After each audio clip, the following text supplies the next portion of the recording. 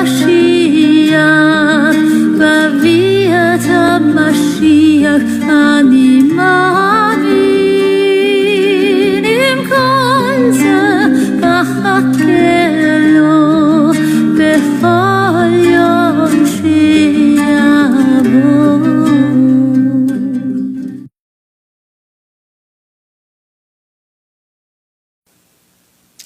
Olá, estamos de volta com mais um colher de todas as nossas quartas-feiras, hoje abordando um tema que as pessoas têm nos pedido muito, que é o nosso segundo programa da sequência que temos feito.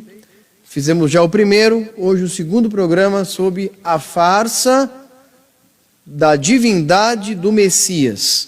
Não é? A farsa de sua divindade, motivo pelo qual o verdadeiro Yeshua judeu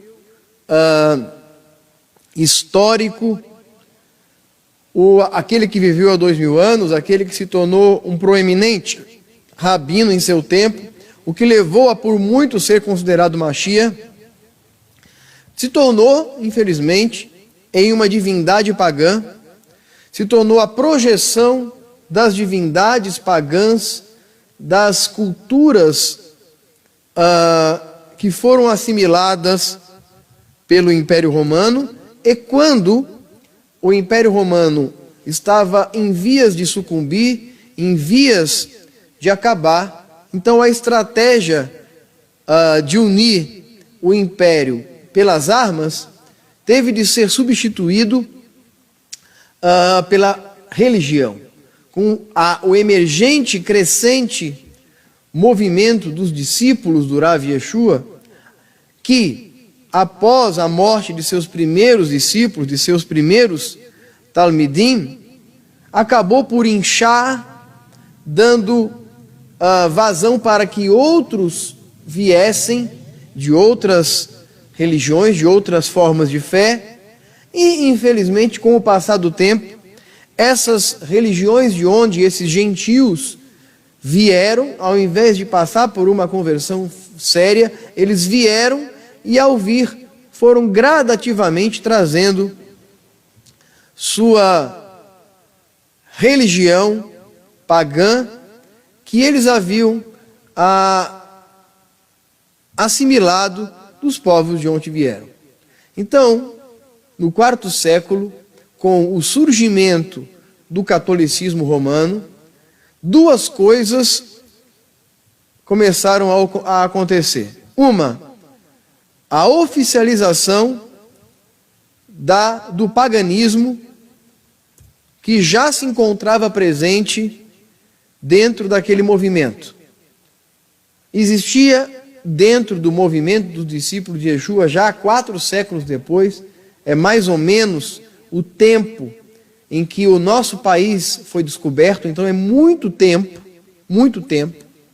E lá no quarto século, com o crescimento daquilo que já se chamava de cristianismo, não é?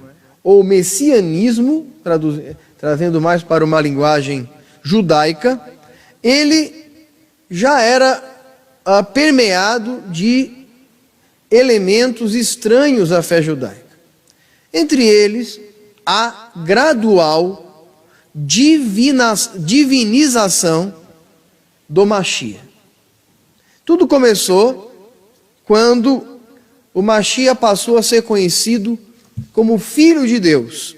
E esse termo é um termo que, a princípio, é inocente, um termo que não é errado, porém que que se tornou uma cunha para a abertura de doutrinas pagãs que fizeram uso errôneo desse título para configurar o Mashiach, primeiramente como filho de uma virgem, e tudo isso é parte da construção do mito Jesus, divulgado e amplamente tornado conhecido pela religião romana e utilizado como um personagem de unificação, de forma que esse personagem tornasse o Império Romano clérico, o Sacro Império Romano, como a gente costuma chamar, que na verdade é uma projeção do próprio Império Romano, uma continuidade do próprio Império Romano, onde a figura central já não é mais exercida pelos Césares e nem pelos senadores da República Romana, que a gente sabe que o Império Romano transitou entre um formato político imperial e republicano, não é? Já não era mais governado pelos senadores nem pelos Césares, mas ele foi substituído pela figura do papado, não é? A figura do clero. O clero se tornou a autoridade maior dentro da Europa. E isso era uma coisa fácil de ser assimilada, uma vez que impor pela força é impor com rigor, e o rigor tende a ser o estopim para rebeliões. As rebeliões são sempre fruto de um sentimento de rigor, de um sentimento de castração cultural, de um sentimento de perda da identidade. O que fez com que alguns povos pré-conquistados por Roma começassem a criar problema, começassem a se revoltar, e isso enfraqueceu o império em suas fronteiras. Ok? Mas, quando se trata de fé, então, através da fé, torna-se muito mais fácil manipular as pessoas através daquilo que há de mais sério para elas, sua crença. Mas, antes que isso ocorresse, o Império Romano deveria encontrar uma religião que fosse capaz de unificar todos os reinos que dela faziam parte. Mas como eu poderia unificar, por exemplo, a religião celta, as crenças celtas, em conjunto com as leis, com a religião nórdica, ok? Que acreditava na Terra-média, que é o mundo que vivemos, o Asgard, que é o mundo dos deuses, o Tártaros, que é o mundo dos mortos, que fica abaixo, né? Tudo aquilo era muito complicado. E aí na cultura grega, você tinha o Olimpo, o monte onde habitavam os deuses, uma espécie de céu, o mundo onde viviam os mortais e o Hades, onde viviam os mortos. Quer dizer, você já vai ver aí a mesma metáfora nas religiões nórdicas. O mundo dos deuses, Asgard, o mundo dos mortais, a Terra-média, e o Tártaro, a terra dos mortos. Ok? Ou onde habitavam os demônios, os seres das trevas, não é? Você vai ver a grande serpente que Thor, um deus que ganhava a forma humana e que detinha um martelo e que lutava contra essa cobra que envolvia a terra, o deus do trovão, filho de Odin. Nós temos também na cultura grega Hércules, filho de Deus, do deus Zeus, com uma mortal, dando origem a um semideus. Ele que era filho de Cronos, um titã, não é? E irmão, por sua vez, de Poseidon, o deus dos mares, e Hades, que é da onde veio o nome do lugar, o deus das profundezas. Então nós temos aí Deus, o Satanás, não é? A figura mitológica. Então, como unificar essas religiões todas? Bom, o judaísmo, para o judaísmo, Deus é algo insondável e infinito. Ok? Insondável e infinito. Ele é o único Deus. E esse Deus não pode ser assemelhado à matéria, porque ele é único, incorpóreo, invisível a nós, infinito e absoluto. Mas nós, que não somos infinitos, somos finitos. Não somos absolutos, não somos invisíveis aos nossos próprios olhos, não podemos compreender Deus com nossa própria mentalidade. Como eu falei aqui em outras ocasiões, Hashem é o conhecido, o conhecimento e o conhecedor. Dele emana todas as coisas. Ele é o Ein Sof, o infinito, o sem fim, de eternidade a eternidade, e ele é a própria existência, e nós meramente subexistimos em sua existência. Ele é, nós subsistimos. Nesse contexto, o homem é finito, e através do processo de criação, que os cabalistas vão chamar de Tzimtzum, o processo que torna algo infinito, algo que está no campo das ideias, e traz para o mundo supostamente físico, que é onde nós habitamos, então criando uma barreira de compreensão, onde Deus é totalmente invisível e insondável, e nós só conseguimos enxergar aquilo que está dentro da nossa capacidade de nos auto-reconhecer. Em outras palavras, eu só consigo ver aquilo que de uma certa forma reflete a mesma dimensão onde eu habito. Ou seja, eu consigo ver as coisas finitas, eu não consigo ver as coisas infinitas. Não consigo compreender o infinito, porque ele não está dentro da dimensão que eu vivo. Logo, Deus está acima de toda a infinitude, de toda a finitude. E nele, como diz o apóstolo Paulo, nele vivemos, nele existimos, nele nos movemos e dele somos geração, dele somos oriundos através do processo das contrações que trouxeram à existência essa realidade da qual nós fazemos parte. Para usar uma linguagem mais mística, enfim. Bom, mas como trazer um Deus invisível para nações que tinham suas mitologias? Então, começa a surgir, dentro do assim chamado cristianismo, pós-apostólico, com a morte dos discípulos que conheceram o Rav Yeshua, com a entrada de gentios, filosofias vieram sendo trazidas para as discussões e começou a haver uma comparação, dizendo que o cristianismo era mais uma religião que meramente expressava verdades eternas. Já que João, o Yohanan falou, enarque enrologos, cairologos prostonteo, cainteo enrologos, no princípio era a palavra estava com Deus e Deus era a palavra. Então os estoicos pensaram, está vendo? Ele tem origem no Logos, ou seja, ele tem origem em Deus e ele é Deus.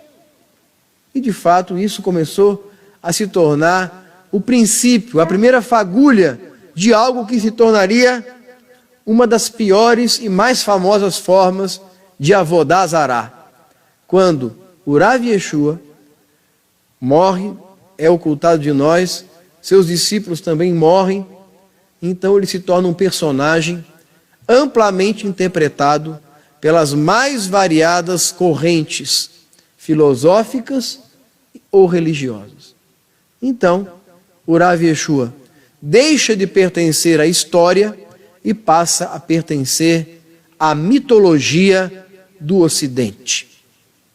E é nesse momento em que o divórcio se dá entre aquela comunidade com origem judaica e a atual comunidade que prefere, então, seguir e dar mérito e dar vazão à sua mitologia e encaixar e vislumbrar a figura de Yeshua dentro de seus arquétipos mitológicos. E quando a gente fala de arquétipos, o Mashiach deve encontrar seus arquétipos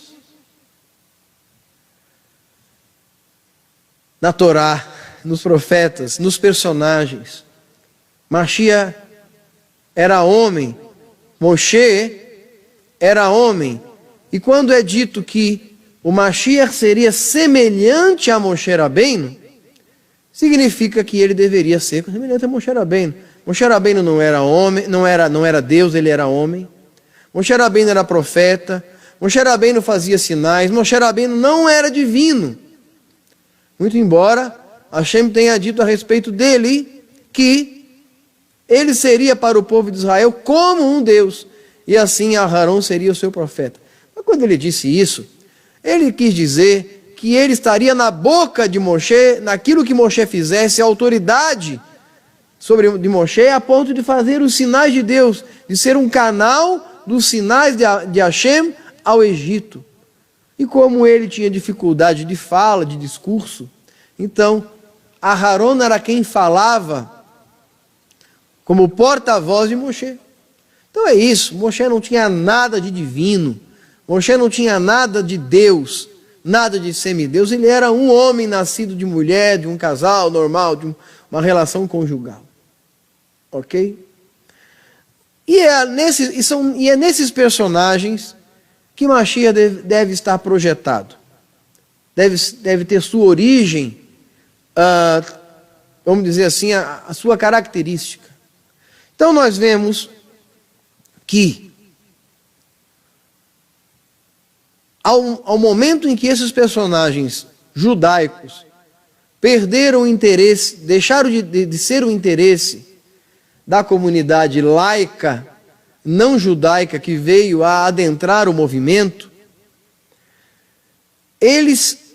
o Mashiach precisou ser revisto a partir de uma concepção mitológica, e que aí sim poderia estar compatível às demais religiões.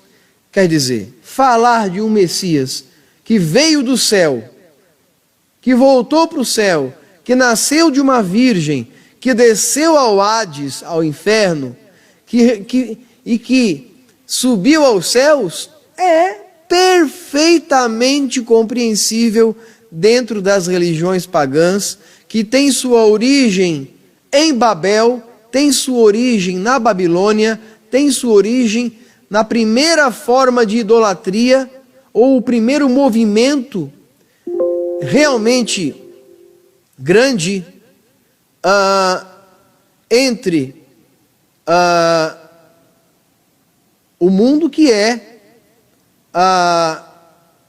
o movimento da construção da Torre de Babel, e onde Nimrod se considerava filho dos deuses,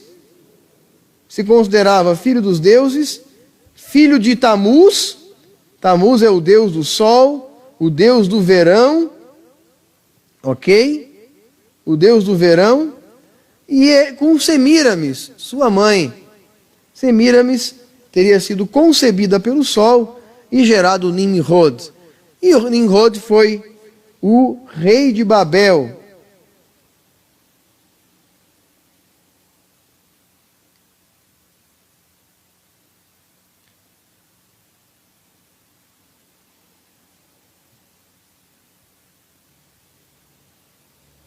Foi o rei de Babel, e a palavra Babel significa porta de Deus, mas por conta do que aconteceu com ela, se tornou um símbolo de confusão.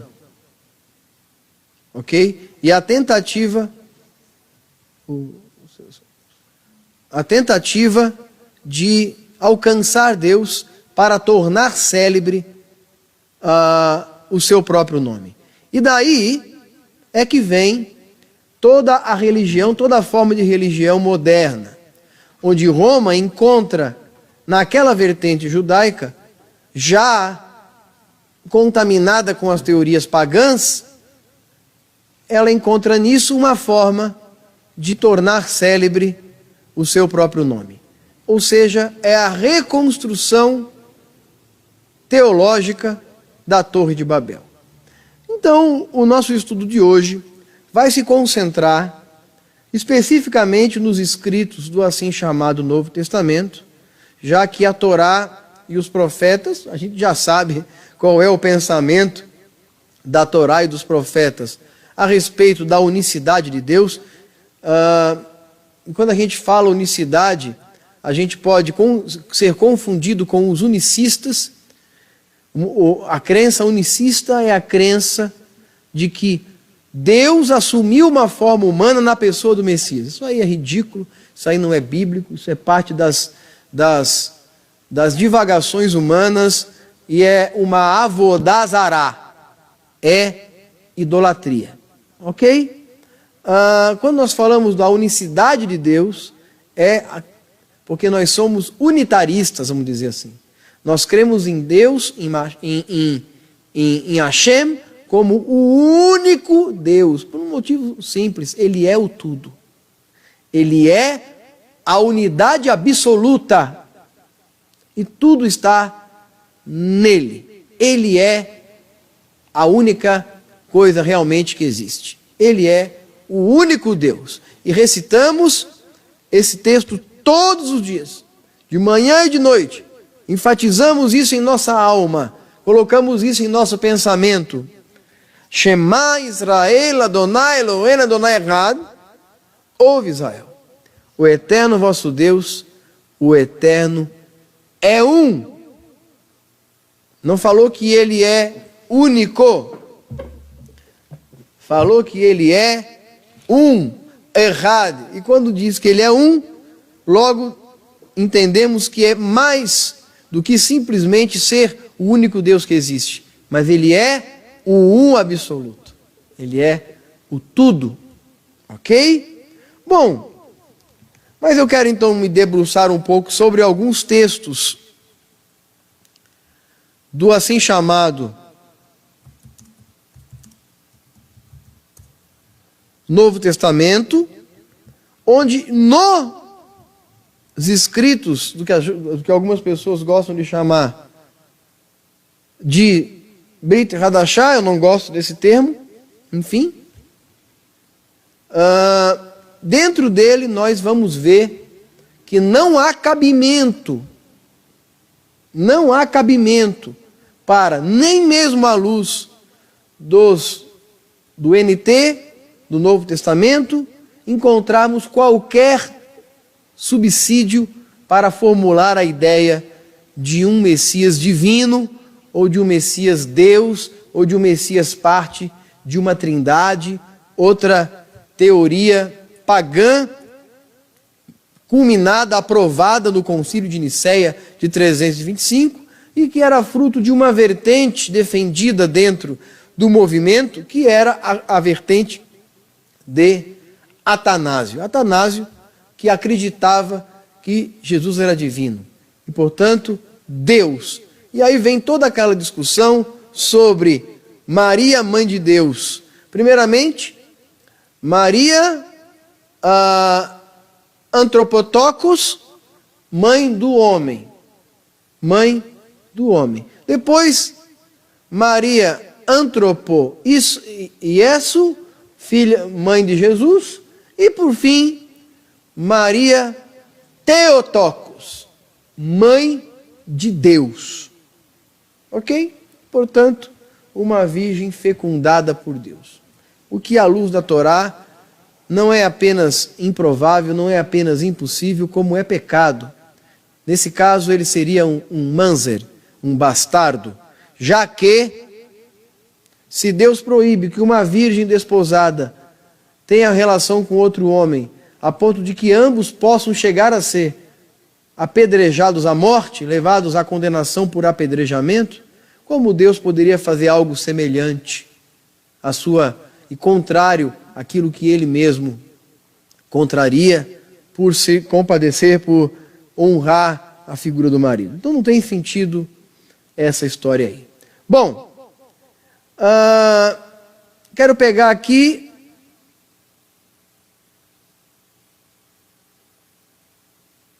Coríntios, carta de Shaul Achalia aos Haverim daquele lá de Corinto, que era uma comunidade em Techuvá, ou seja, uma comunidade formada e de discípulos do Rav Yeshua, e esses discípulos estavam sendo orientados por Shaul HaShalia dentro da fé do pai Abraão, portanto, dentro daquilo que a gente conhece como judaísmo.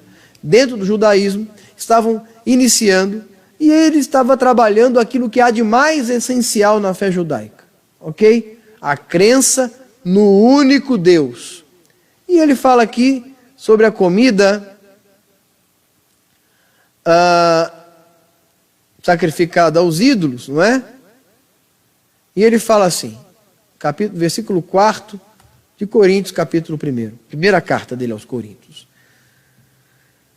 O tocante à comida sacrificada aos ídolos, sabemos que o ídolo em si mesmo nada é no mundo, e não há senão um só Deus. Porque ainda há muitos também, alguns que se chamam deuses, quer no céu ou sobre a terra, como há muitos deuses e muitos senhores. Todavia, para nós, há um só Deus, Pai, o Pai, de quem são todas as coisas, para quem existimos, é um só mediador, Yeshua, a Mashiach, pelo qual todas as coisas, e nós também por ele. Eu quero explicar esse último texto, último trecho aqui do versículo 6, que fala um só Senhor. A palavra Senhor aqui é Adon, e ela significa alguém a quem foi dado uma autoridade, nesse caso. E não Adonai, que é uma expressão usada apenas para Hashem, que é o Senhor de todas as coisas. Um só Senhor, Yeshua, o Rav Yeshua, o Mashiach, pelo qual são todas as coisas. Esse pelo qual é por causa de quem? Nossos sábios do Talmud nos dizem, nos ensinam, de que todo o mundo foi criado para o Messias. Por quê? Porque quando Hashem criou o homem no Éden, sabendo o que ia acontecer com o homem do seu exílio edênico, ele vislumbrou na geração humana, lá no fim dela, ele vislumbrou o Mashiach. E o Mashiach tornou-se meritório, ainda que na consciência divina daquilo que ia acontecer. Então ele se tornou meritório para que o mundo fosse criado, e esse Mashiach meritório daria ao mundo a solução de sua decadência. Então Hashem viu no mundo toda a consequência da criação do homem, um homem munido de livre-arbítrio. Deus podia ter criado um homem sem livre-arbítrio, mas ele não queria um robô, ele queria um ser que realmente o conhecesse e tivesse prazer nele, ou que escolhesse seu próprio caminho. Um amor livre, ok? E ele então vislumbra no Mashiach a razão pelo qual todas as coisas são criadas. Então, o Mashiach não criou nada. Essa história de que o Mashiach foi a primeira coisa a ser criada nos céus, isso é balela. Isso não existe. Quando fala que o Mashiach foi a última, está nas 10 coisas que existiram antes do mundo ser criado, isso está no Pirkei Avot, fala que também existia o cordeiro que Abraão sacrificou a Isaac, fala que também existia a planta do Michigan, fala que existia o Mashiach, mas em que condição? Na condição de ideia. Nós falamos aqui no estudo da Parashá da semana retrasada, ou melhor, dessa semana mesmo, da Parashá de Berrar, nós falamos na semana passada, né? No Shabat passado, já que estamos em Berucotai. Eu disse que a realidade, ela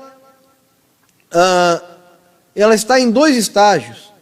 A realidade enquanto concreto e a realidade enquanto abstrato. A realidade em seu estado infinito e a realidade em seu estado finito. Porém, portanto, uma coisa não nasce quando se concretiza. Ela nasce enquanto ainda está no mundo das ideias. É apenas um outro estado da realidade. Então, o Mashiach existia nesse estado, assim como a humanidade, assim como eu, você, Avraham Avinu, todos nós existíamos na ideia de Hashem. O que não faz com que ele exista como entidade, como ser, na situação de um anjo, de um ser celestial. Não, não é nada disso. Isso não existe. Isso é apenas uma metáfora. E por causa dele, todas as coisas são criadas e nós também, por causa dele. Aqui está dizendo então, Shaul HaShaliah corrobora nessa ideia de que nós fomos criados por causa dele, não através dele, não por ele, tá? Já que ele fisicamente ou de forma pessoal nunca existiu antes que realmente viesse a existir na condição de homem, que é o que acontece com todos nós. Existe uma teoria muito divulgada entre um certo movimento religioso de índole cristã que acredita na pré-existência de todas as pessoas e diz que Hashem fabrica almas no céu e que essas almas precisam encarnar em corpos humanos. Essa mesma teoria pré-existencialista é defendida por alguns movimentos judaicos, que não é o nosso caso.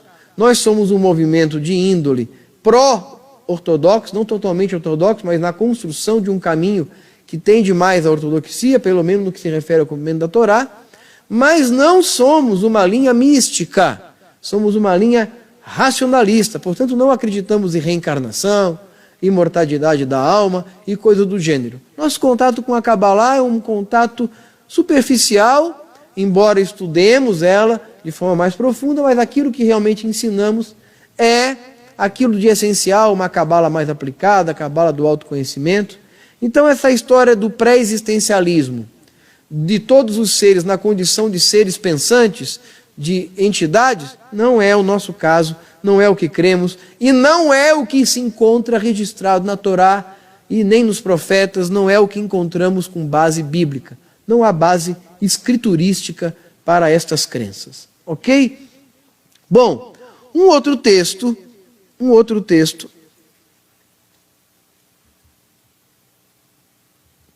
Efésios capítulo 4,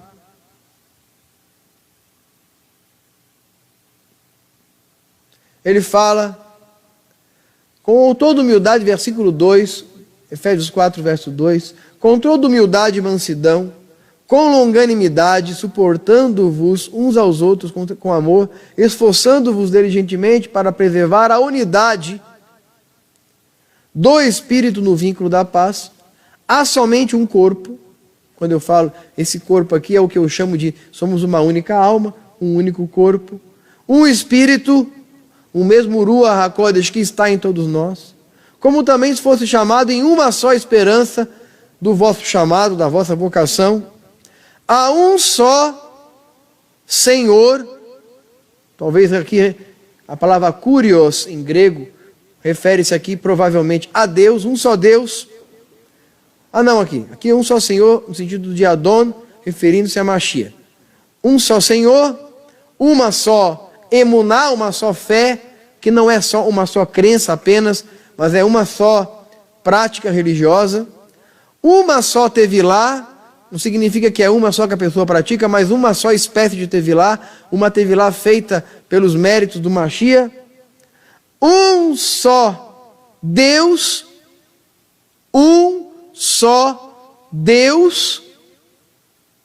é Pai de todos, o qual é sobre todos e age por meio de todos. E está em todos. Veja, o qual é sobre todos, age por meio de todos e está em todos. Então há um só Deus. Ok? Vamos para outro texto. Timóteo, capítulo 2, primeira carta de novo um texto de Shaul HaShaliah.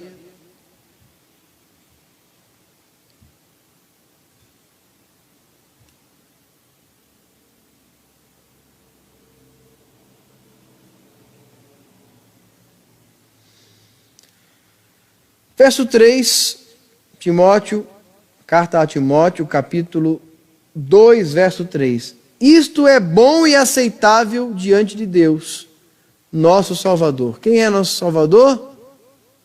Deus.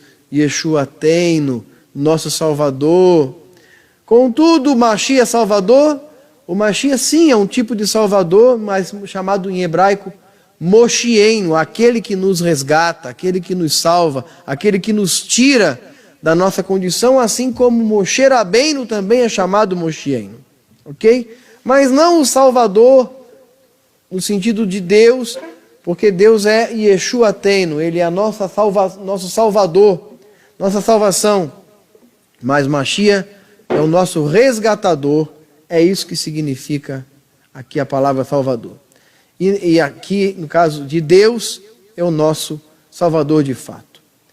O qual deseja que todos os homens sejam salvos e cheguem ao pleno conhecimento da verdade. E qual é a verdade? A verdade é que há um só Deus. E ele fala no versículo 5, porquanto há um só Deus e um só mediador entre Deus e os homens, o Mashiach, Yeshua, homem. Bom, que é fácil de compreender, é língua portuguesa. Há um só Deus e um só mediador. Bom, aí as pessoas entram, então, mas não há mediador entre Deus e os homens. Depende.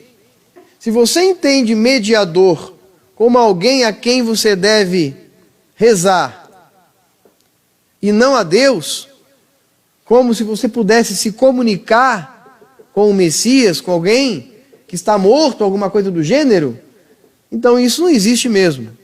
Mas mediador no sentido de que ele nos trouxe o conhecimento de Deus. Ele foi mediador de uma nova aliança. Ele nos trouxe, ele nos revelou o Pai através de sua índole. Ele nos revelou o Pai através de seu comportamento. Ele nos revelou o Pai através de suas palavras. Ele nos revelou o Pai através da autoridade que ele tinha para fazer milagres, milagres em nome do Criador.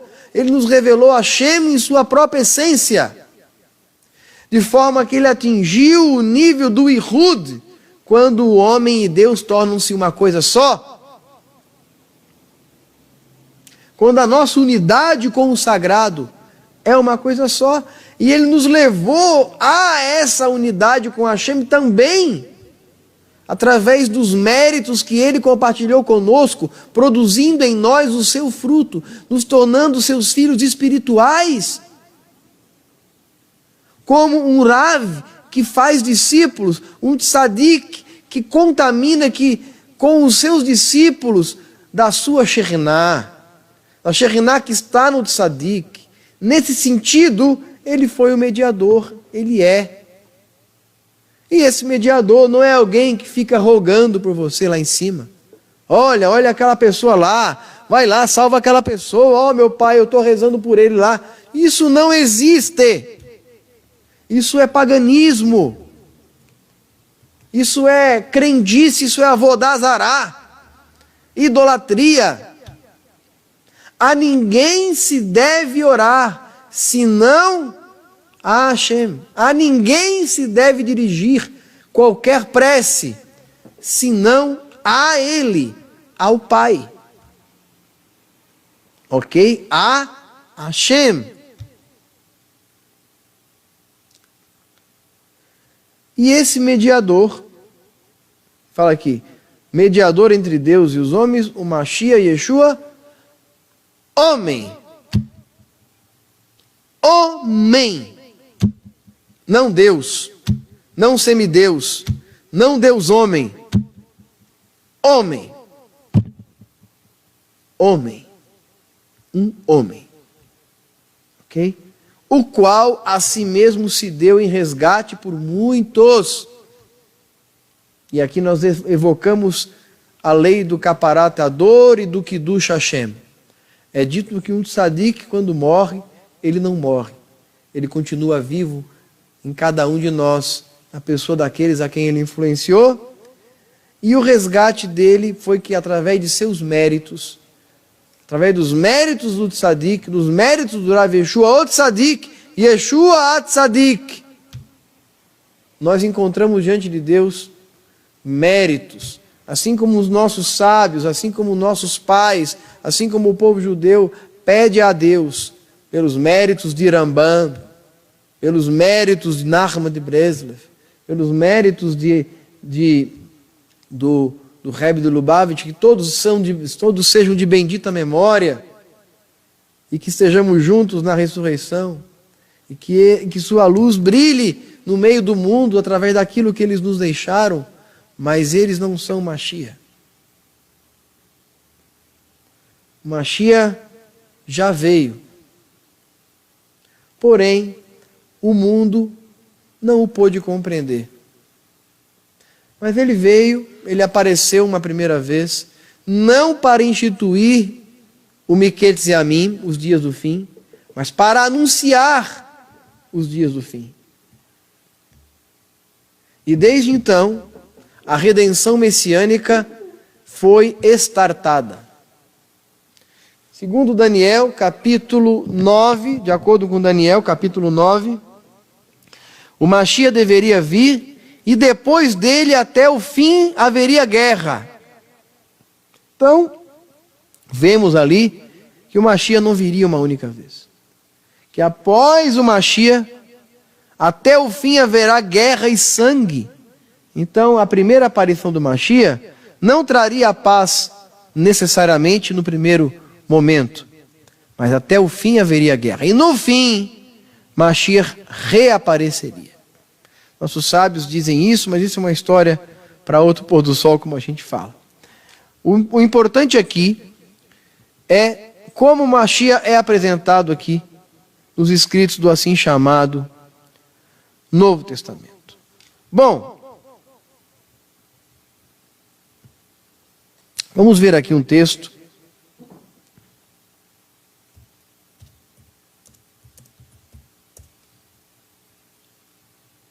Um texto que muita gente usa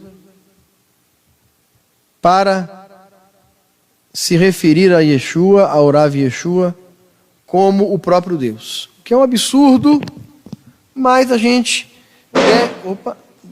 deve ajudar as pessoas em suas dúvidas, deve ajudar as pessoas naquilo que elas foram ensinadas para ajudá-las em sua luz, porque não podemos colocar tropeço diante do cego. E esse é o nosso papel, tirar as traves dos olhos das pessoas, tirar a pedra de tropeço, tirar o meio-fio de sua frente para que elas possam alcançar, ok? Desobstruir os caminhos para que elas venham a conhecer a Deus. Bom, alguém perguntou a Yeshua, versículo 8 do capítulo 14 de Yohanan, João, um de seus discípulos, replicou-lhe Felipe: Senhor, mostra-nos o Pai, mostra-nos Hashem, isso nos basta.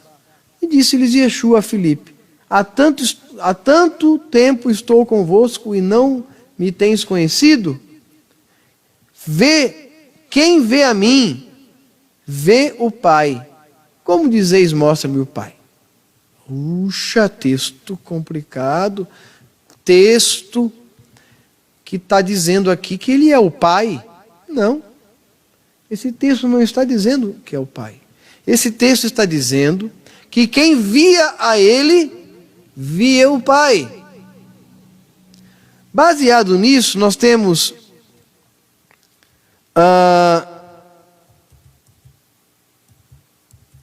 um outro texto de Shaul Hachalia, Romanos,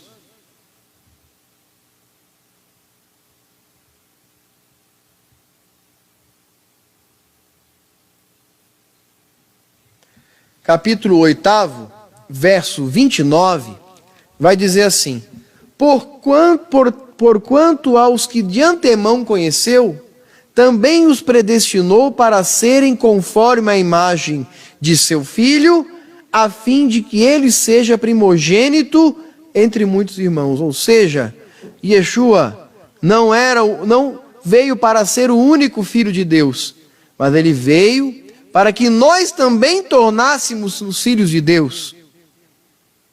Para que nós também tornássemos filhos de Deus, de que maneira? Tornando-se a imagem de Machia. E ao tornarmos a imagem de Machia, que era a imagem de Deus, então nos tornamos também a imagem de Deus. Portanto, quando Machia diz, quem vê a mim, vê ao Pai, ele não diz, veja, ele diz duas pessoas. Quem vê a mim, vê o Pai. Ele não disse, eu sou o Pai.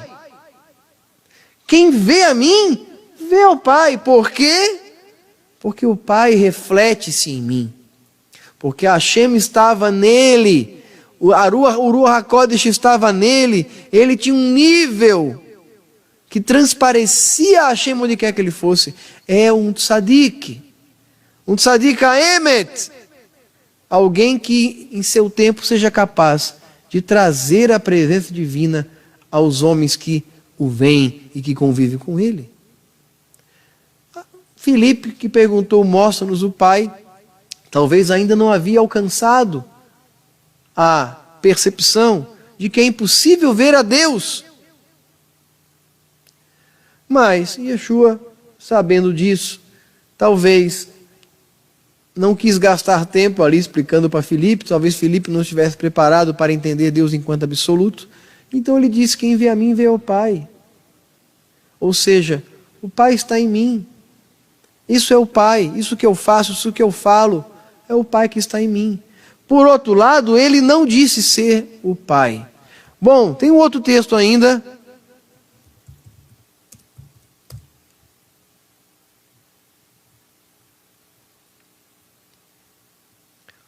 João,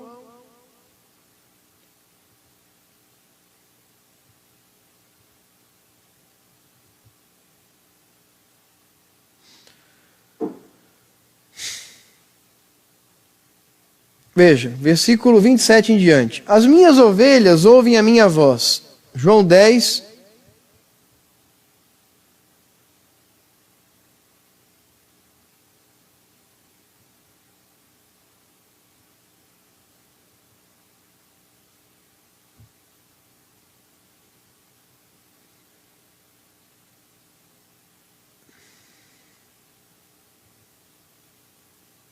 Um minuto.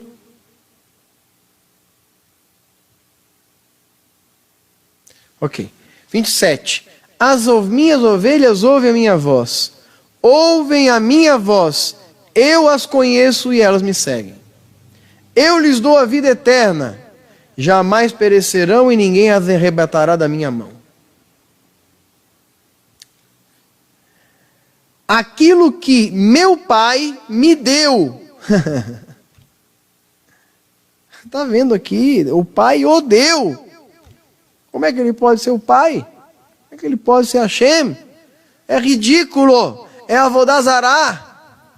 E o nosso papel, antes de tudo, da Kahal Bnei Mashiach, do projeto Malhut, do nosso movimento Bnei Mashiach, é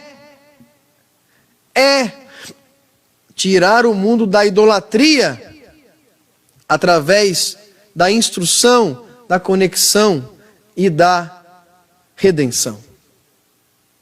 Veja, aquilo que o Pai me deu é maior do que tudo, e da mão do Pai ninguém pode arrebatar. Eu e o Pai somos um. E aí, sem entender, novamente pegaram os Eudim que estavam ali em pedras para lhes atirar. E ele, então, saiu do meio deles e a história corre aqui. E aí ele falou, eu e o Pai somos um. Ótimo, ótimo. Eu e o Pai somos um.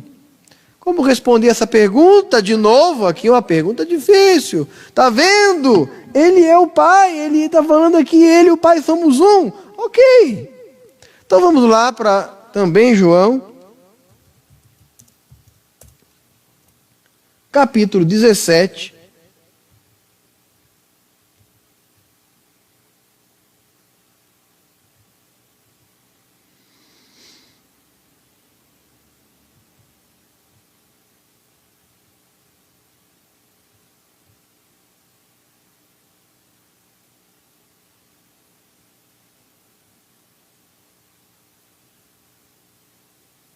Primeiro eu quero ler o versículo 3, que diz assim: e a vida eterna é esta, que te conheçam a ti, como o único Deus verdadeiro, e ao Mashiach Yeshua, a quem enviaste. Eu te glorifiquei na terra. Mashiach glorificou Hashem na terra, consumando a obra que me confiaste a fazer. Ele era um servo. Agora glorifica-me, ó Pai, contigo mesmo, com a glória que tive junto de ti antes da criação do mundo. E alguém aqui pode usar esse texto para dizer que Mashiach existia no céu. Esse texto não está dizendo isso. A glória que tinha contigo é a honra que lhe havia sido dada a Mashiach antes de sua existência. Como eu disse no começo, Mashiach existia enquanto logos, enquanto palavra, enquanto ideia, razão, pensamento. Não como homem, não como um anjo, não como um ser celestial, não como uma entidade personificada. Não, mas no propósito, nas escrituras, na profecia. Manifestei o teu nome aos homens e que me deste no mundo. Eram teus e tu mos confiaste, e eles têm guardado a tua palavra. Vamos lá para baixo. Versículo 11, importante. Já não estou no mundo, mas eles continuam no mundo. Peraí, para tudo. Ele não estava no mundo? Como assim ele não estava no mundo? Ele estava no mundo, ele estava chorando, ele estava suplicando, ele estava no Monte das Oliveiras, ele estava suando sangue de medo. Como assim ele não estava no mundo? O que mostra que a estatura de um tzadik, de um justo, a estatura espiritual que nós podemos alcançar e que ele alcançou, fazia com que a sua alma animal já tivesse ascendido para a sua alma espiritual. Ou seja, ele já estava acima do terreno. Ele já não enxergava mais o terreno, ele enxergava Hashem. Apenas e tão somente Hashem e nada mais.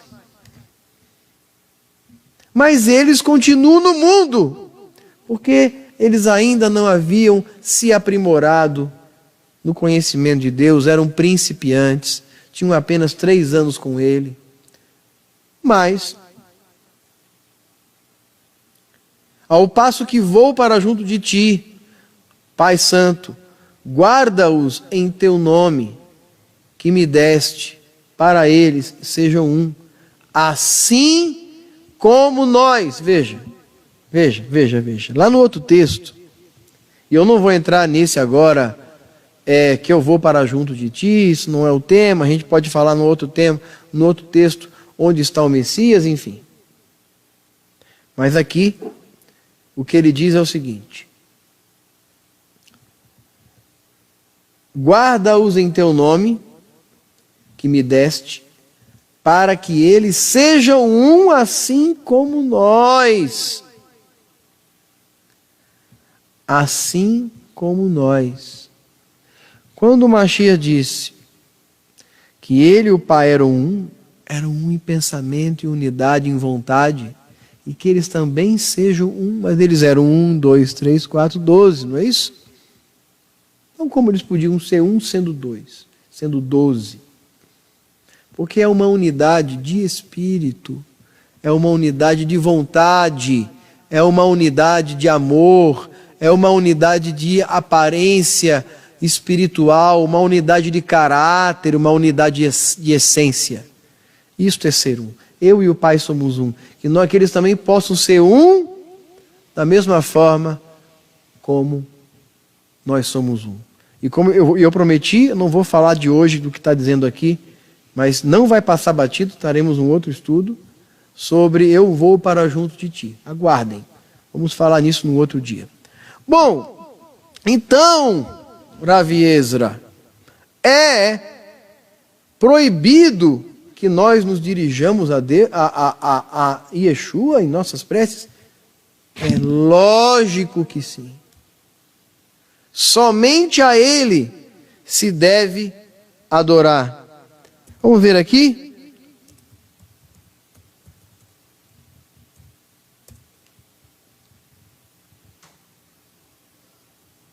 Mateus, capítulo 4,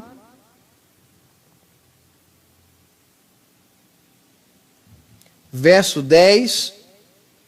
E com esse texto e mais um texto que eu vou apresentar, eu vou encerrar a aula de hoje, o colelo de hoje, e nós vamos ter ainda num outro dia, não necessariamente na próxima reunião, no próximo estudo, porque eu não faço assim, eu tenho estudos variados, depois nós vamos agrupando, não é? Então, em outra oportunidade, nós vamos fazer o 3, mas eu quero deixar esse texto e mais um texto que eu vou ler com vocês. Apenas esses dois agora. Então, quando ele foi para o deserto, ser tentado pelo Rassatã, também prometo fazer uma aula, um estudo sobre a figura do Rassatã, não hoje, no outro momento. E Rassatã, naquela visão que ele teve ali no deserto, ele disse: tudo isso te darei se prostrado me adorares. O Rassatã falou para ele ali. E ele então respondeu. E Yeshua lhe ordenou: retira-se, Rassatã, porque está escrito: ao Senhor teu Deus adorarás, e só a Ele darás culto. Render culto a Yeshua é errado? É. A qualquer um tzadik, um grande mestre, a Moshe Rabbeinu, Avraham Avinu, a qualquer ser humano, qualquer coisa além do Criador, é proibido adorar, é proibido prestar culto. Para terminar, eu quero mostrar para vocês o que o próprio Rav Yeshua nos ensina sobre adorar a Ele, louvar a Ele, engrandecer a Ele, se comunicar com Ele, em canções, em coisas do gênero. E eu estou falando isso primeiro porque as pessoas veem o Novo Testamento como um livro idólatra. E não é. É um conjunto de cartas doutrinárias, históricas, biográficas, proféticas, e que foi mexido sim por Roma, mas que, se você olhar com cuidado à luz da Torá, você vai ver que ele traz à tona o pensamento dos apóstolos e que coaduna com a Torá, se você souber como lidar com ele. Ok?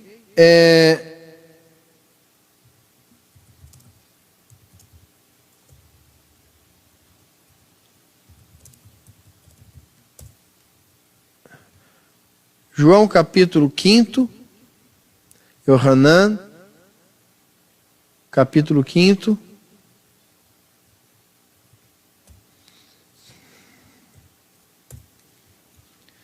verso 43 e 44. Diz assim: eu vim em nome de meu Pai, e não me recebestes. Por que em nome do meu Pai? Porque o texto que se dizia sobre os reis que entravam em Jerusalém e que era atribuído a Mashiach quando ele chegasse é Baruch haba b'shem Adonai. Bendito que vem em nome do Eterno, aquele que é mandado em nome do Eterno, aquele a quem Deus escolhe para enviar, para cumprir uma missão. E não me recebereis, não me recebestes. Se outro vier em seu próprio nome, é esse sim que se disser, se ele não vem em nome de ninguém, ele vem em nome de si próprio, certamente recebereis. Como podeis crer, vós que aceitais a glória um dos outros, e contudo não procurais a glória que vem do Deus único? Então ele está dizendo aqui, vamos ver aqui um pouquinho para cima, versículo 41, eu não aceito glória que vem dos homens. nem no tempo em que ele estava vivo, honrarias, e nem hoje. Ele não aceita a glória que vem dos homens. Não aceita a glória que vem dos homens. E lá embaixo ele fala: contudo, não procurais a glória que vem do único Deus. Este. Tem outros textos que nós vamos usar num outro momento. Vamos falar dos arquétipos mitológicos do Messias, que foi atribuído a ele depois. Para resumir, Yeshua é o Mashiach, e o Mashiach não é Jesus, não é o Jesus romano, não é o Jesus que você conhece, não é o JC. O JC não é o Messias, mas Yeshua, o Rav Yeshua, o Tzadik que viveu no primeiro século, este é apontado como o Mashiach de Israel. Nosso papel é revelá-lo através da verdade da Torá e dos profetas, contando sobre ele a verdadeira história que ele viveu neste mundo. Ok? Por último, eu quero voltar a informar que a partir do semestre que vem, nossa comunidade estará oferecendo a você, através do projeto Malhut, uma yeshivá de formação judaica, que vai desde uma formação básica de conhecimento e cultura judaica, até uma formação de mestre e professor de cultura judaica, de religião judaica, para que aqueles que desejam fazer uma carreira como líder congregacional, como professor, como mestre, possa desenvolver a partir disso. Essa yeshivá não será lecionada somente por nós, mas também por rabinos de fato, rabinos de origem judaica desde criança, formados em yeshivot, rabinos da Europa e de Israel, ok? Entre em contato conosco pelo e-mail respostas@bineimashiach, BNEY, Mashiach, MACHIACH, Mashiach, bineimashiach.org, respostas@bineimashiach.org. E saiba maiores informações sobre valores, condições e tempo. Será uma yeshivá feita em módulos, ok? Você pode começar a qualquer momento cursando os módulos. Será feito de forma ao vivo e também você poderá reassistir às aulas posteriormente. Tem um custo, é fechado e não vai deixar de existir, muito provavelmente não vai deixar de existir os nossos cursos abertos semanais, nem as transmissões do Shabat, mas nós estamos aqui também pedindo a você que seja um colaborador do nosso movimento. Nós precisamos da sua ajuda, para nos ajudar a continuar mantendo a nossa transmissão, para continuar mantendo o nosso ensinamento, que hoje é levado gratuitamente pela internet, mas nós contamos com a sua colaboração. Queremos incentivá-lo a nos ajudar. Ligue para nós, entre em contato conosco através do nosso site, tem o nosso telefone lá, coloque no nosso WhatsApp, ok? 41 99237909, saiba maiores informações de como está nos ajudando. É isso, que o Eterno abençoe sua vida. Até o nosso próximo encontro no Kabbalat Shabbat. Shalom Aleichem.